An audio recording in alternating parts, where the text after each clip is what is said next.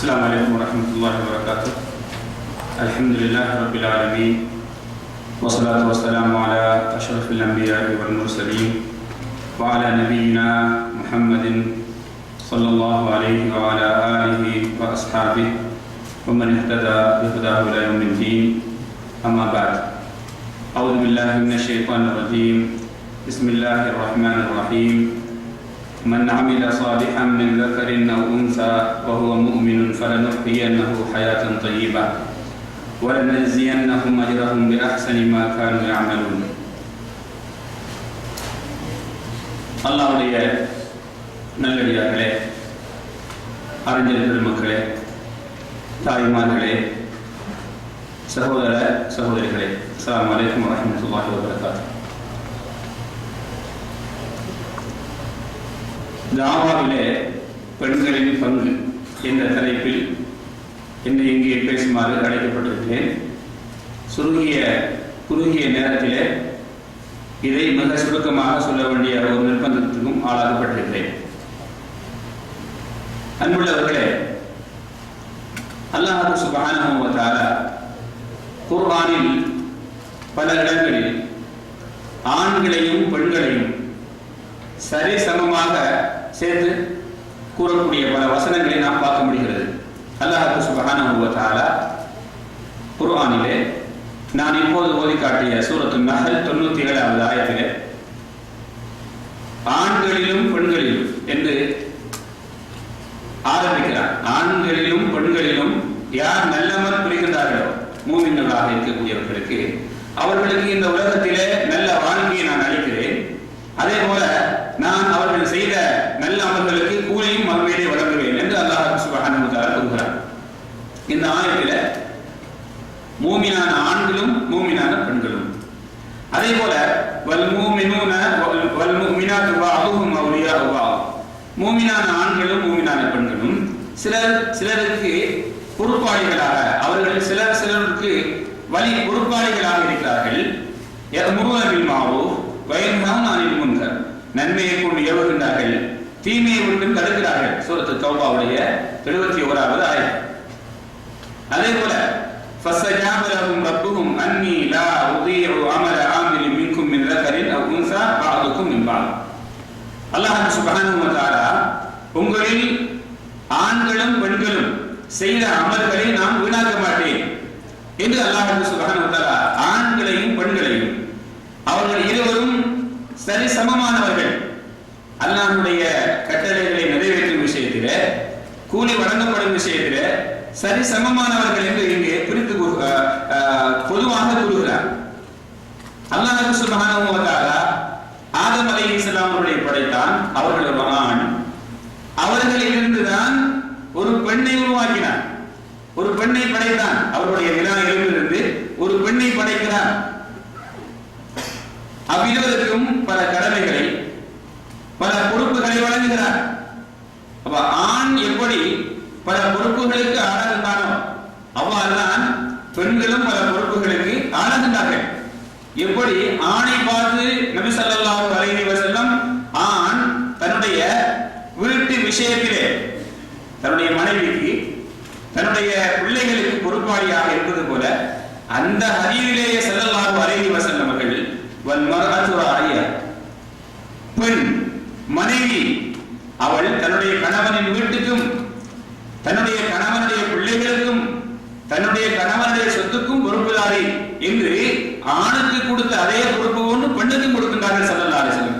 அந்த ஹதீஸுடைய முடிவிலே குல்லுக்கும் ராயின் வ குல்லுக்கும் மஸ்ஊலுன் அன் ராயியத்தி, நீங்கள் ஒவ்வொருவரும் பொறுப்புதாரிகள், உங்களுடைய பொறுப்பை பற்றி நாளை மறுமையில் விசாரிக்கப்படுவீர்கள் என்று நபி ஸல்லல்லாஹு அலைஹி வஸல்லம் அவர்கள் ஆண்களையும் பெண்களையும் இங்கே பொறுப்பை கொடுத்து இரண்டு பேரும் பொறுப்பை சுமக்கக்கூடியவர்கள் என்று சொல்லியிருக்கக்கூடிய நேரத்திலே நாம் பெண்களை என்ன செய்துவிடக்கூடாது, ஓரம் தள்ளிவிடக்கூடாது.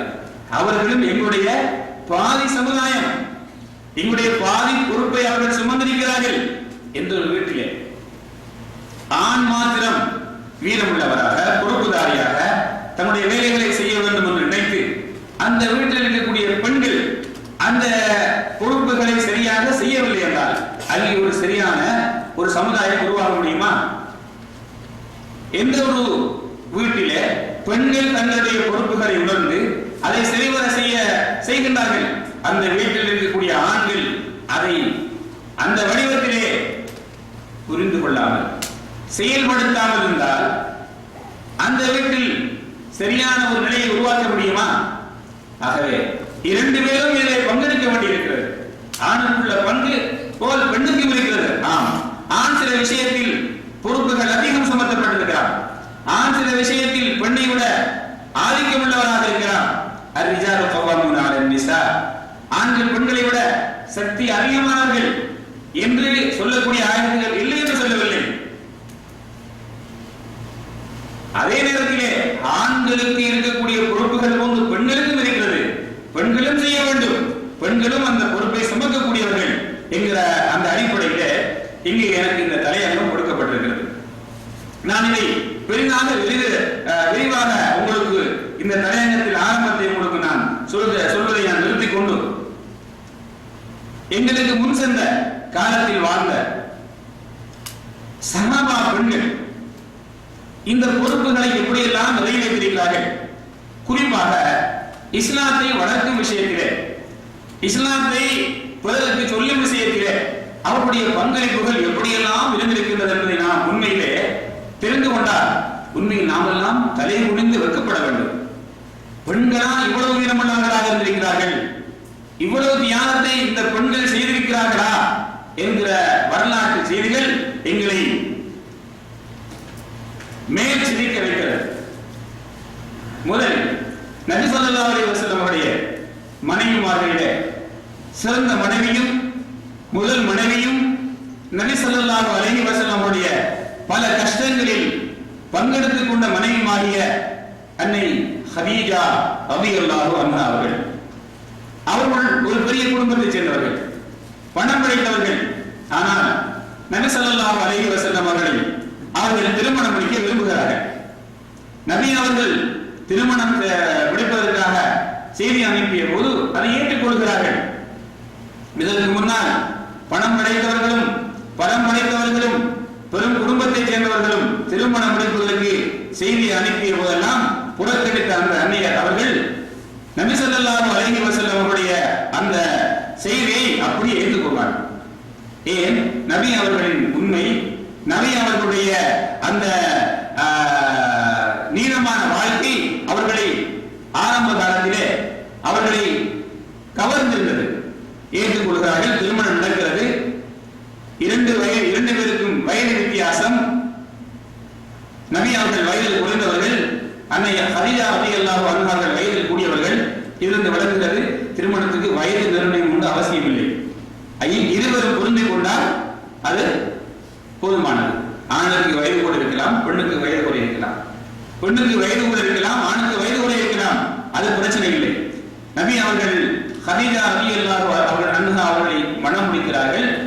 நபி அவர்களுக்கு நபித்துவம் கொடுக்கப்படுகிறது. நபித்துவத்தின் ஆரம்ப காலத்திலே நடந்த ஒரு சம்பவம் எல்லோருக்கும் தெரியும். நபி அவர்கள் அந்த 40 வயதை அடையக்கூடிய நேரத்திலே அடிக்கடி ஹிரா குகைக்கு போய் வருவார்கள். அங்கே 10 நாட்கள் தங்கி வணங்கிக் கொண்டிருப்பார்கள் தனிமையிலே. உணவு முடிந்து விட்டால் மீண்டும் இந்த ஹதீஜா ரலியல்லாஹு அன்ஹா அவரிடத்திலே வந்து உணவு எடுத்துக் கொண்டு இன்னும் சில நாட்களாக போய் தங்கி இருப்பார்கள். மீண்டும் வருவார்கள். இப்படி இருந்து கொண்டிருக்கக்கூடிய நேரத்திலே ஜிப்ரீல் அலைஹிஸ்ஸலாம் அவர்கள் வந்து அவர்களை கட்டி அணைத்து இக்ரா என்று சொல்லக்கூடிய அந்த முதல் அத்தியாயத்தை அவர்களுக்கு ஓத சொல்லி இவர்கள் பயந்து வாராங்க. பயந்த நிலையிலே வருகின்றார்கள். ஹதீஜா ரலியல்லாஹு அன்ஹா அவரிடத்திலே என்ன சொல்றாங்க? ஜம்மிலூனி ஜம்மிலூனி, என்ன போத்துங்க, எதை போத்துங்க. அவர்களுக்கு ஒண்ணுமே விளங்கவில்லை. என்ன செய்யறாங்க? போத்துறாங்க. அவருடைய பயம் கலைந்து விடுகிறது. அதற்கு பிறகு என்ன நடந்தது உங்களுக்கு என்று கேட்டபோது அவர்கள் கூறுகின்றார்கள், என்னை இப்படி ஒரு வந்தார், என்னை கட்டி பிடித்தார், பிறகு விட்டார், ஓதென்றார், எனக்கு ஓத தெரியாதேன், பிறகு கட்டிப்பிடித்தார். அந்த சம்பவத்தை சொன்னாங்க ஸல்லல்லாஹு அலைஹி வஸல்லம். அப்போது நான் உங்களுக்கு சொல்ல வந்த செய்தி என்ன தெரியுமா? நபி அவர்களுடைய பயத்துக்கு முதலில் ஆறுதல் கூறுகின்றார்கள் யார்? ஒரு பெண். என்ன சொன்னாங்க? கல்லா வல்லாஹி மா யஃஸீக அல்லாஹு அபதா, நீங்கள் நினைப்பது போன்று அல்ல, உங்களை அல்லாஹ் ஒரு காலமும் இழிவுபடுத்த மாட்டான். நீங்க எதுவுமே பயப்பட தேவையில்லை, நம்பிக்கையிலே உறுதியாக இருங்கள் சொல்லாங்க. நீங்கள் உங்களுடைய சொந்த பந்தத்தை சேர்த்து நடத்துகின்றீர்கள். அதே போன்று உதவி தேவைப்படக்கூடிய மக்களுக்கு நீங்கள் உதவி செய்கிறீர்கள். நீங்கள் அறவே பணமில்லாத மக்களுக்கு உதவி புரிகிறீர்கள். விருந்தினர்களை கண்ணியப்படுத்துகிறீர்கள். தேவைப்படக்கூடிய முசீபத்து ஏற்பட்ட மக்களுக்கு உதவி செய்கின்றீர்கள் என்று ஒரு பெரிய லிஸ்ட் போட்டு சொல்லாங்க. இப்படியெல்லாம் செய்த உங்களை அல்லாஹ் வீணாக்க மாட்டான். நீங்க என்ன செய்ய, உறுதியாக இருங்கள். ஒரு பெண் ஒரு இஸ்லாத்தை சுமக்கக்கூடிய, இஸ்லாத்தை மக்களுக்கு சொல்லக்கூடிய ஒரு நபி, அவர்களுடைய ஆரம்ப காலத்தில் ஏற்பட்ட ஒரு பதட்ட நிலைக்கு யார் ஆறுதல் சொல்லாங்க? ஒரு பெண் ஆறுதல் சொல்லாங்க. அவருடைய பெண்களாகிய நீங்கள் இந்த இஸ்லாத்தை வளர்ப்பதற்காக உங்களால் இயன்ற உதவிகளை இஸ்லாத்துக்கு செய்ய வேண்டும். உங்களுடைய கணவன், உங்களுடைய சகோதரர், உங்களுடைய மகன், அவர்கள் இந்த இஸ்லாத்தை மக்களுக்கு எடுத்துச் செல்வதற்கு நீங்கள் உறுதுணையாக இருக்க வேண்டும். அவருடைய வாழ்க்கையிலே ஏற்படக்கூடிய பல பிரச்சனைகள், அவருடைய வாழ்க்கையில் ஏற்படக்கூடிய பல மன உளைச்சல்கள், ஈமான் ஏற்படக்கூடிய அந்த விலங்கினத்தை நீங்கள் பார்த்தீர்களாயின் அவர்களுக்கு நீங்கள் ஈமானை பற்றி, இஸ்லாத்தை பற்றி, அல்லாஹ்வுடைய நம்பிக்கையை பற்றி அவர்களுக்கு சொல்லி இன்னமும் அவர்களுடைய அந்த காரியத்திலே அதிகமாக ஈடுபடுவதற்கு நீங்கள் உறுதுணையாக இருக்க வேண்டும். அல்லாஹ்வுடைய அந்த உதவிகள் உங்களுக்கு இருக்கிறது என்று அன்சருல்லாஹ் யன்சுருக்கும். அல்லாஹ்வுக்கு நீங்கள் உதவி செய்தால் உங்களுக்கு அல்லாஹ் உதவி செய்வான் என்கிற அந்த இறை வசனங்களை சொல்லி அவர்களை மார்க்கத்தின் பக்கம் செயல்படுவதற்கும் மார்க்கத்துக்கு உதவி செய்வதற்கும் உறுதுணையாக இருக்க வேண்டும். அவர்களுக்கு வரக்கூடிய சில பிரச்சனைகளை பார்த்துட்டு உங்களுக்கு தேவையில்லாத பிரச்சனை இருக்கு, ஒதுங்கிட்டுங்க, நாங்கள் ஆச்சு, நம்முடைய வீட்டு பிரச்சனை ஆச்சு, எதுக்கு இந்த பிரச்சனைகள் நீங்க தலைப்பட வேண்டும் சொல்லக்கூடாது. அவர்களுக்கு நீங்கள் உறுதுணையாக இருக்க வேண்டும். சில நேரத்திலே மற்றவர்களால் இவர்கள் இம்சிக்கப்படலாம், அழிபடலாம், ஏற்றுப்படலாம், அவர்களுக்கு ஆறுதல் சொல்ல வேண்டும். இப்படித்தான் இருப்பார்கள். இப்படித்தான் சஹாபாவுடைய வாழ்க்கையில் ஏற்பட்டது என்று அவர்களுக்கு நாம் ஆறுதல் வார்த்தை சொல்ல வேண்டும். அதே போல இன்னும் ஒரு மனைவி உம்மு சலமா ரலியல்லாஹு அன்ஹா, நபி அவருடைய மனைவி உம்மு சலமா ரலியல்லாஹு அன்ஹா அவர்களுடைய அந்த நிலையை பாருங்கள். நபி ஸல்லல்லாஹு அலைஹி வஸல்லம் அவர்கள் ஹுதைபியா உடன்படிக்கை, அந்த உம்ராவுடைய அந்த நிகழ்ச்சிக்காக, உம்ராவுக்காக நபி அவர்கள் போன போது ஹுதைபியா உடன்படிக்கை என்ற ஒரு நிகழ்ச்சி நடக்கிறது. முஸ்லிம்கள் தடுக்கிறார்கள். ஹுதைபியா இடத்திலே ஹிஜ்ரி 6ஆம் ஆண்டு அங்கே ஒரு உடன்படிக்கை நடக்கிறது. அந்த உடன்படிக்கையில ஒரு செய்தி என்ன? நீங்க இந்த வருஷம் உம்ரா செய்யக்கூடாது, இந்த வருஷம் உம்ரா செய்யக்கூடாது, நீங்க திரும்பி போகணும் மதீனாவுக்கு, அடுத்த வருஷம் வாங்க. என்ன சில நிபந்தனைகள்ல இதுவும் உண்டு. இப்ப நபி அவங்க ஏத்துக்கிறாங்க. இப்போ உமர் ரலியல்லாஹு அன்ஹு இருக்கிறாங்க, யார் சொல்லலாம், நாங்க ஹக்கில் இருக்கிறோம், அவர்கள் பாத்தில் இருக்கிறார்கள், அப்படியா இல்லையா? நாங்க ஹக்கில் இருக்கிறோம், அவர்கள் பாத்தில் இருக்கிறாங்க. எதற்கு நீங்கள் இந்த உம்ராவுடைய நிகழ்ச்சியை ஏன் நீங்கள் திருப்பி கொண்டு நாம் அதை செய்யாமல் போக வேண்டும் என்று ஏற்றுக்கொண்டீர்கள் என்று அங்கிருந்த ஆண்கள் எல்லாம் புலம்பி போன நேரத்தில் நபி அவர்களோ தன்னுடைய குர்பானியை கொடுத்து முடி எடுத்துட்டு ஒரு உம்ரா செய்ய போறாரு. அவர் உம்ரா செய்ய முடியல, திரும்பி வந்துட்டாங்க, நான் நீர் திரும்பிக்காம போறாங்க, ஏதாவது ஏற்பட்டால் நான் திரும்பி விடுதேன் என்று உம்ரா செய்ய போகக்கூடியவரோ அச்சு செய்ய போகக்கூடியவரோ இஹ்ராம் அணிந்தால் நியத்து வைத்தால் அவர் செய்து முடிக்க வேண்டும். யாருக்காவது ஏதாவது ஆபத்து வரும் என்று பயந்து எங்கேயாவது எனக்கு தடை வந்தால் அங்கே என்னுடைய ஏதாவது கலத்தை எடுக்க வேண்டிய நியத்து வைக்க பிரச்சனை இல்லை. அப்படி நியத்து வைக்காம போனாங்கன்னா அவங்க திரும்பி வரும்போது அவங்க திரும்ப கூடாது, அவங்க தன்னுடைய ஏகாரத்தை கலட்டக்கூடாது. அவங்க அதுக்காக ஒரு தண்ட குற்றமாக ஒரு ஆட்டை தண்டகுற்றமாக கொடுக்காத வரை அதுக்கு பிறகு முடிவெடுக்க வேண்டும். பிறகுதான் திரும்பி அவங்க வர வேண்டும், ஏகாரத்தை கலட்ட வேண்டும். இப்படி ஒரு நிலை ஏற்பட்டது நபி அவர்களுக்கு உதவியோட படிக்கல. இப்ப நபி அவர்கள் சஹாபாக்களுக்கு சொன்னாங்க, நீங்க உங்களுடைய அந்த பரிகாரத்தை செய்துட்டு முடிவெடுத்துருங்க. மக்கள் எல்லாம் புலம்புறாங்க. உமர் ரலியல்லாஹு அன்ஹு சொல்லக்கூடிய ஒரு பெரிய சஹாபி கூட அதை அவரால் ஏற்றுக்கொள்ள முடியல. இப்போ அங்கே நபி அவர்கள் கவலை தன்னுடைய கூடாரத்துக்கு செல்கின்றார்கள். உம்மு சலமா ரலியல்லாஹு அன்ஹா அவர்களுக்கு சொன்னாங்க, இப்படி சம்பவம் நடந்திருக்குது, மக்கள் இப்படிலாம் இருக்கிறாங்க. அன்புள்ளவர்களே, ஆண்கள் எல்லாம் புலம்பி போன ஒரு நேரம் நபி அவர்களுக்கு ஒரு சரியான முடிவை சொன்னது யார் தெரியுமா? அங்கே ஒரு பெண் என்ன சொல்றாங்க, அல்லாஹ்வுடைய தூதரே, இப்படியே நடந்திருக்கிறது, நீங்க ஒண்ணுமே செய்ய தேவையில்லை, நீங்க என்ன செய்யுங்க, யாரும் செல்ல பேசக்கூடாது, எதுவும் பேச வேண்டாம், உங்களுடைய அந்த ஒட்டகத்தை நீங்கள் அறுத்து விடுங்கள், உங்களுடைய முடியறக்கக்கூடியவரை அடைத்து உங்களுடைய முடியறக்க சொல்லுங்க.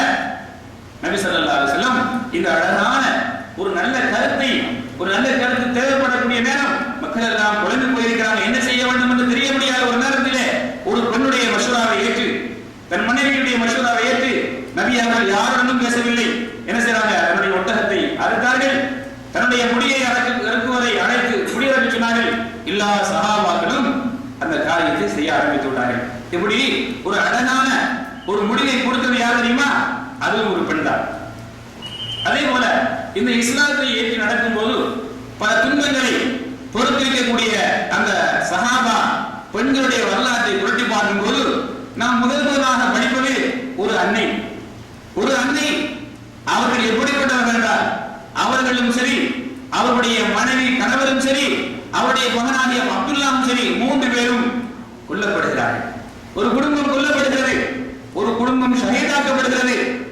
முதலாவதாக சுவர்க்கத்தை கொண்டு நன்மாராயம் சொல்லப்படக்கூடிய ஒரு பெண்ணாக மாறிவிடுகிறார்கள். அந்த யார்?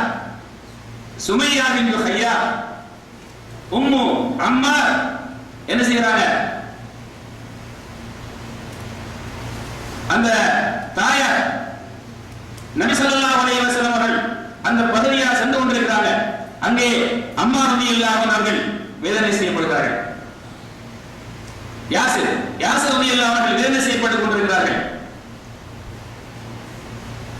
அதே போல சுமையா ரலியல்லாஹு அவர்கள் வேதனை செய்யப்பட்டுக் கொண்டிருக்கிறார்கள். ஸல்லல்லாஹு அலைஹி வஸல்லம் அவர்களுக்கு அந்த வேதனை செய்யப்படக்கூடியவர்களுக்கு எதுவுமே உதவி செய்ய முடியாத ஒரு சூழல். என்ன சொன்னாங்க? சபரன் அலா ஆல் யாசிர், யாசிருடைய குடும்பமே பொறுமையாக இருங்க. ஃபஇன்ன மௌஇதகுமுல் ஜன்னah, உங்களுடைய வாக்களிக்கப்பட்ட இடம் சொர்க்கமாக இருக்கிறது, பொறுத்திருங்கள். இந்த தன்னுடைய கணவர் யாசிர் ரலியல்லாஹு அவர்கள் கொல்லப்படுறாங்க. இந்த சம்பவத்தை பார்த்த சுமையா ரலியல்லாஹு அன்ஹா ஆத்திரப்படுகிறார்கள். அபூ ஜஹலை பார்த்து வேகமாக பேசுகிறார்கள். அவர்களையும் அந்த அல்லாஹ்வுடைய சாபத்துக்குரியவன் கொண்டு விடுகிறார். அந்த வேதனையை பார்த்தும் தன்னுடைய மனம் கலங்காமல் உறுதியாக இருந்தார்கள் அன்னை சுமையா ரலியல்லாஹு அன்ஹா அவர்கள். முதல் குடும்பம் இஸ்லாத்தை ஏற்றுக்கொண்டது, இஸ்லாத்துக்காக ஷஹீதாக்கப்படுகிறார்கள். அன்புள்ளவர்களே, இது போன்று இஸ்லாமிய வரலாற்றை நாம் புரட்டி பார்க்கும்போது எத்தனையோ சஹாபா பெண்மணிகள் இந்த இஸ்லாத்துக்காக தன் உயிர் திறந்த உயிரை விட்ட சம்பவங்கள் நிறைந்திருக்கிறது. அஸ்மா பின்த் உமைஸ் ரலியல்லாஹு அன்ஹா அவர்கள், இவர்கள் ஹபஷாவுக்கு ஹிஜ்ரத் சென்ற பெண்களில் இவர்களும் ஒருவர். அபூ மூஸா அல்-அஷரி ரலியல்லாஹு அன்ஹு அவர்கள் அறிவிக்கிறார்கள், நாங்கள் யமனில் இருக்கும்போது நபி ஸல்லல்லாஹு அலைஹி வஸல்லம் அவர்கள் மதீனாவுக்கு ஹிஜ்ரத் சென்றார்கள் என்பதை கேள்விப்பட்டு நாங்களும் புறப்பட்டோம் கப்பலில். எங்களுடைய கப்பல் ஹபஷாவுக்கு எங்களை கொண்டு சென்றது. அங்கே ஜாபர் ரலியல்லாஹு அன்ஹு அவர்களை வரவேற்றார்கள். பிறகு நபி ஸல்லல்லாஹு அலைஹி வஸல்லம் அவர்களை அடைவதற்காக நாங்கள் எல்லோரும் புறப்பட்டு செல்கின்றோம் மதீனாவுக்கு. நாங்கள் போகக்கூடிய காலகட்டத்திலே ஹைபர் பிடிபட்டிருக்கிறது.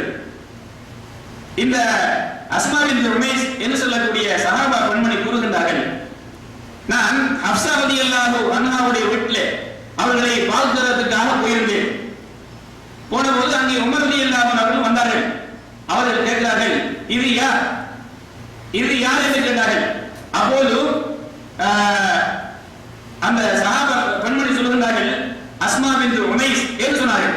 அப்போது உமர் ரலியல்லாஹு கேட்கிறாங்க, அந்த ஹபஷியாவா, ஹபஷா நாட்டுக்கு ஹிஜ்ரத் சென்று வந்த பெண்ணா, அந்த பஹ்ரியாவா, கடலிலே பிரயாணம் செய்து வந்த பெண்ணா என்று கேட்கிறார்கள். என்ற பல அஸ்மாக்கள் இருப்பார்கள். அதனால இதை உறுதிப்படுத்துவதற்காக இந்த வாசகத்தை சொல்கிறார்கள். அப்போது ஆம் என்றார்கள் அவர்கள். அந்த நேரத்திலே உமர் ரலியல்லாஹு அவர்கள் சொன்னார்கள், நாங்கள் உங்களை விட ஹிஜ்ரத்தில் முந்தியவர்கள், உங்களை விட எங்களுக்கு நபியாவுடன் அதிக தொடர்பு இருக்கிறது, எங்களுக்கு அதிக சிறப்பு இருக்கிறது என்று சொன்னபோது இந்த வாசகத்தை அஸ்மா ரலியல்லாஹு அன்ஹா அவர்களால் சுமந்து கொள்ள முடியவில்லை. என்ன சொன்னார்கள் தெரியுமா? நீங்களோ நபி அவர்களுடன் இருந்து கொண்டிருந்தீர்கள், நபி அவர்கள் உங்களுக்கு தேவைப்படும் போதெல்லாம் செய்திகளை சொல்லிக் கொண்டு உங்களுடைய மனம் ஆறுதல் செய்து கொண்டிருந்தார்கள். உங்களில் பசித்தவர்களுக்கு உணவளிக்கப்பட்டது. நாங்கள் யார் தெரியுமா? நாங்கெல்லாம் ஒரு தூரமான ஒரு பரதேசிகளாக யாருமே அறிமுகம் இல்லாத இடத்தில் போயிருந்தோம். பிறகு அங்கிருந்து இங்கு வந்திருக்கிறோம். நீங்கள் சொல்லக்கூடிய வார்த்தையை நான் ஒரு காலமும் ஏற்றுக்கொள்ள மாட்டேன்.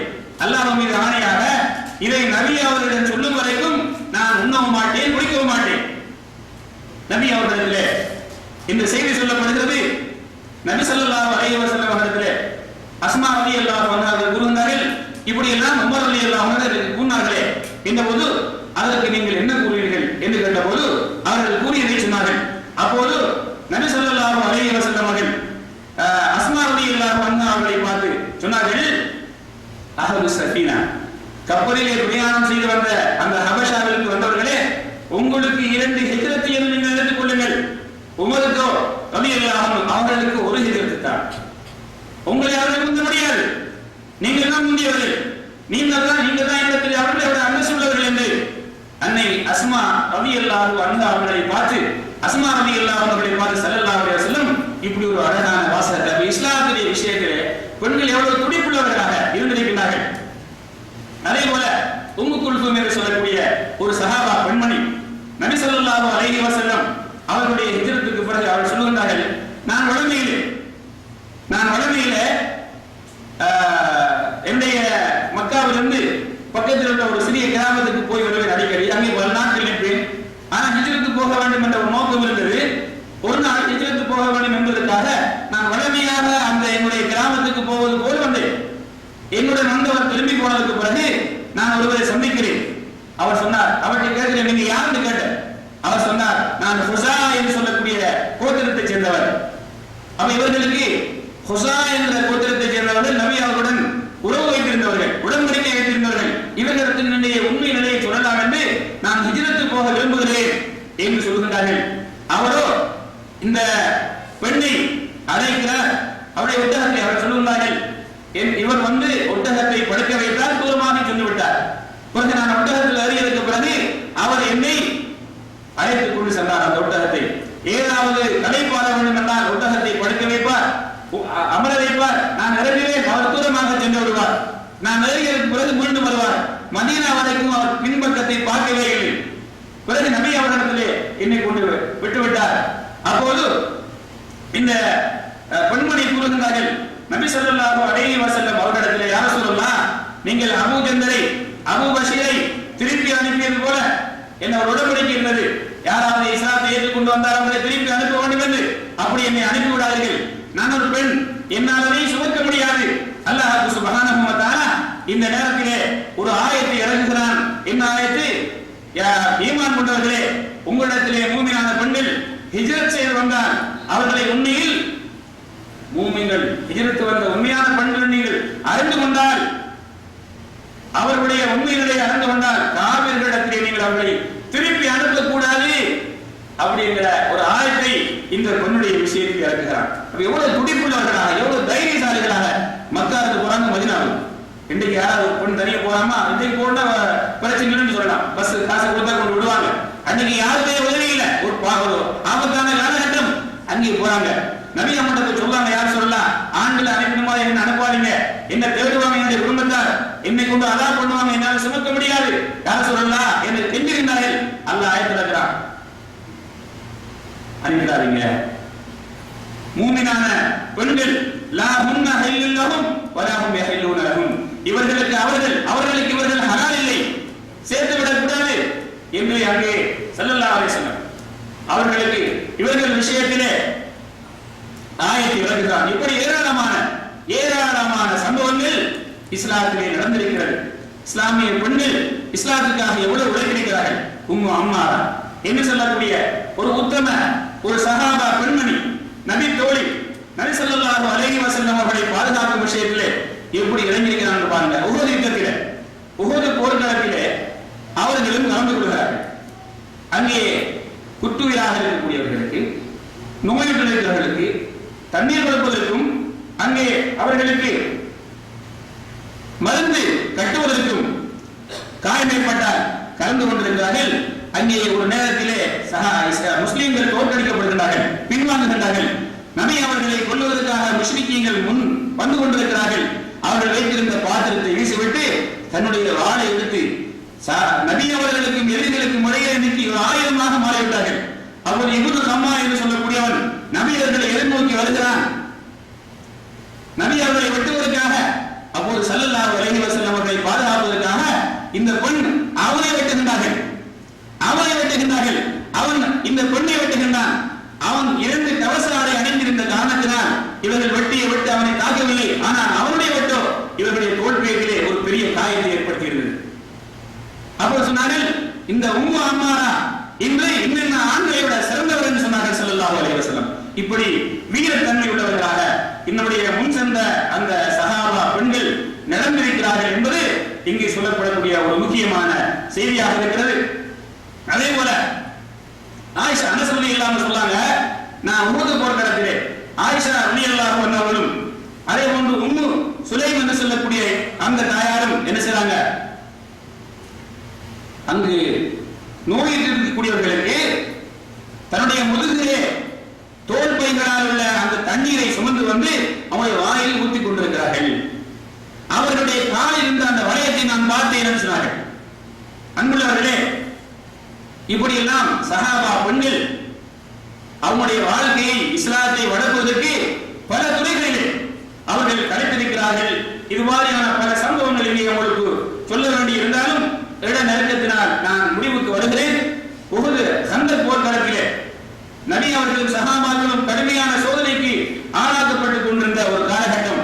அந்த கட்டத்தை பற்றி அல்லாஹ் தஆலா குர்ஆனில் கூறும்போது சொல்கிறான், வபரகத்தில் குலூபுன் ஹனாஜிர், அவனுடைய உள்ளம் தொண்டைக்கு வந்து விட்டது. ஒரு பயம். முனாஃபிக்குகள் அல்லாஹ்வும் ரசூலும் எங்களுக்கு சொன்னது பொய் தான், ஏமாற்றுதான் என்று சொன்ன நேரம், எப்போ உதவி வரும் என்று சஹாபாக்கள் எதிர்பார்த்துக் கொண்டிருந்த நேரம், இப்ப கடைசியாக இருந்த பனு குறைலாவும் அவனுடைய உடன்படிக்கை உடைத்து விட்டார்கள். இந்த மாதிரியான சூழலிலே பெண்கள் எல்லாம் ஒரு பகுதியில் இருக்கிறாங்க வீடுகளுக்குள். அங்கே ஒரு யூதன் அந்த வீடுகளை சுற்றி வருகிறார்.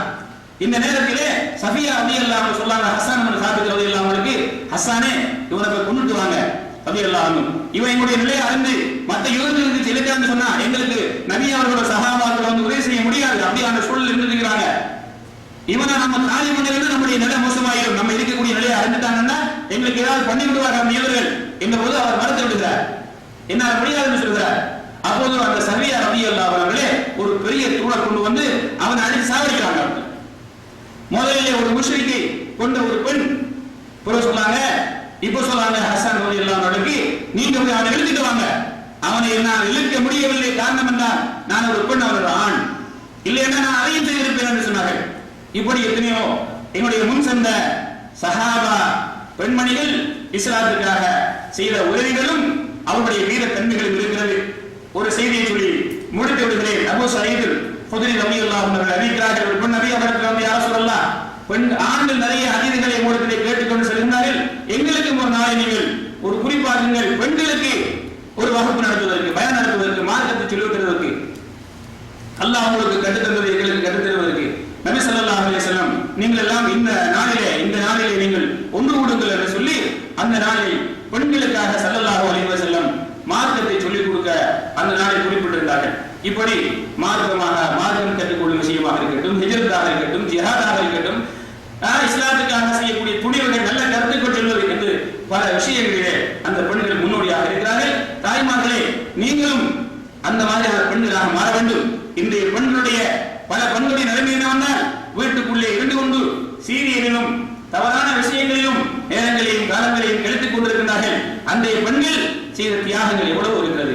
ஆண்களுக்கும் பெண்களுக்கும் இப்படிப்பட்ட சம்பவங்கள் உதாரணமாக ஆக வேண்டும். நாங்கள் இந்த தியாகத்தை செய்ய வேண்டும். பெண்கள் இந்த விஷயத்தில் சளைத்தவர்கள் அல்ல, அவர்களுக்கும் ஒரு பங்களிக்கிறது மார்க்கத்தை பரப்புவதற்கு, கற்றுக்கொள்வதற்கு. அப்படிப்பட்ட பெண்களாக அல்லாஹ் சுப்ஹானஹு வ தஆலா எங்களையும் உங்களையும் ஆக்கியருள்வானாக. ஆசிர் தரமான அல்ஹம்துலில்லாஹி ரப்பில் ஆலமீன். அஸ்ஸலாமு அலைக்கும் வரஹ்மத்துல்லாஹி வபரகாத்துஹு.